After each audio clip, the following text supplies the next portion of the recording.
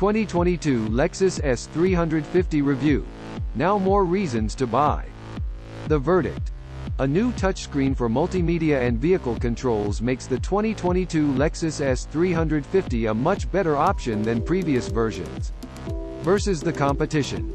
In a class of small, sporty luxury sedans, the S350 remains a comfy, quiet option best experienced in its non-F Sport versions.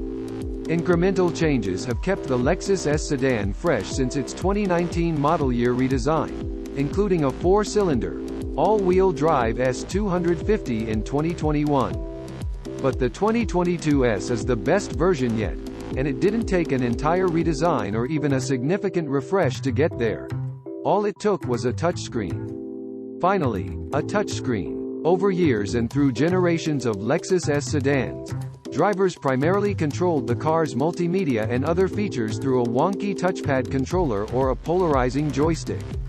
I preferred the 2014-18 joystick over the more recent touchpad, but neither was great. The redesigned 2022 Lexus NX SUV got a whole new touchscreen system, and while the 2022 S has kept its touchpad controller, its best upgrade is a new touchscreen to replace the previous non-touch display. It gives the S250 and S350 the usability we expect from a new car, including the ability to use Apple CarPlay and Android Auto as they're intended, by touch.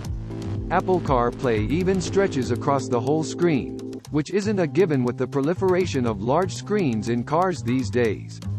I tested a top ultra-luxury trim of the S350, and its 12.3-inch touchscreen was high resolution and high quality, with the same crisp graphics it had before to go along with its new touchscreen functionality, prompting a big sigh of relief. A smaller 8-inch touchscreen as standard. In transforming its display to a touchscreen, Lexus positioned the new unit 4.3 inches closer to the driver than was the outgoing non-touchscreen. It's a noticeable shift that puts the screen right at arm's length. The Lexus RX 350 SUV received a similar update for 2020, but the screen remained a bit too far away for easy reach. That's not the case in the S. It's like the manual transmission gearshift on a Mazda MX-5 Miata. Exactly where you want and expect it to be. A lowly touchscreen may not seem like much, but it's done away with the S' biggest red flag. The touchpad that was the primary controller before the touchscreen was truly hard to use while driving, requiring more steps than simply touching a screen, and it was inconsistent in its movement and activation. If you did like the touchpad controller, and I say, you, singular, because that's how many fans of it I think there are out there, know that it's sticking around for now. Areas that still need improvement are the backup camera and 360-degree camera system displays. For how high quality the native graphics are, the 360-degree camera system display lacks clarity, and its images stretch unnaturally across the screen. What else changed? The rest of the S is relatively unchanged, with respectable size and interior quality for the money. You can read our thoughts on its interior space and quality in our original review of the redesigned S, as well as our review of the new for -2021 S250 F Sport. While the touchscreen is the most notable change for 2022, there are some other ones, including additional standard safety features thanks to the inclusion of Lexus Safety System Plus 2.5, replacing the 2.0 version, which adds blind spot monitoring and rear cross-traffic alert to the automaker's suite of standard safety features. The new standard features were optional on base trims of the 2021 S but standard on all others.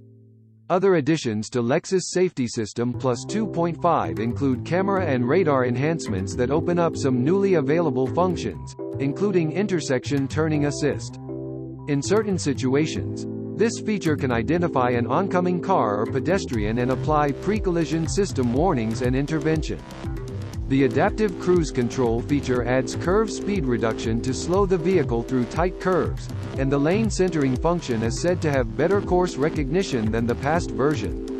In my testing, however, the lane centering system was inconsistent when it came to keeping the car in a single position in a lane, and it often held uncomfortably to the right side of the lane.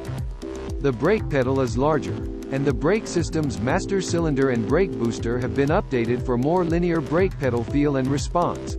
The previous braking system didn't bother me, but if it did you, it might be worth revisiting. On the outside, every trim except the F Sport gets a newly styled front grille. The car I tested had a grille with additional horizontal slots versus the 2021 version, breaking up the former grille's humpback whale vibes. Also, the S300h Hybrid gains the F Sport treatment for the first time. S350, the best S. F Sport is a sleek, attractive package that gives the S a healthy dose of aggressive looks, but its ride harshness and unique suspension tuning, even with the optional adjustable firmness shock absorbers, make any handling gains not worth the price of admission. With the sporty GS sedan no longer available, the SF Sport does have a place, but its looks, ironically, will be the driving factor for buyers, not how it drives. The base suspension S350 exudes classiness and composure in its ride at highway speeds, and it accelerates with refined smoothness from its silky 302 horsepower V6. The F Sport degrades some of that smooth ride. When I reviewed a then-new 2021 S250 F Sport, a 4-cylinder, all-wheel drive S, I was disappointed in its acceleration and the wheeziness of the 4-cylinder. Driving this S350 a year later validated my belief that the S350 remains the S to buy, unless you absolutely need all-wheel drive, especially considering it has exactly the same starting price as the S250, $41,875, including destination fee. That pricing parallels what's available in Cars.com's national inventory. The average S350 listing price was $47,373 in November 2021, while the average list price for the S250 was $46,807, though there were only 291 of those cars in our inventory versus 2,448 S350s, meaning you have a better chance of finding an S350 anyway. It's a shame the S350 remains front-wheel drive only because its front wheels are easily overpowered by its punchy V6 engine. It's the V6 that needs all-wheel drive to retain the S acceleration and pleasing engine soundtrack. The traction control does a fine job slowing the car's wheel speed, but it notably hampers acceleration because it often has to work overtime. With all traction assistance off, the S350 blazes its tires.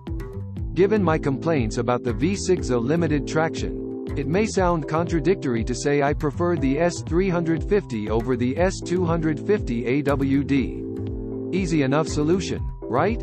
Buy the 250 and it's AWD. But most of the times you think you need AWD, you could likely get by with a set of dedicated winter tires, and when you're not digging out of the snow, the V6 is simply the more appropriate, and more enjoyable, engine for the S.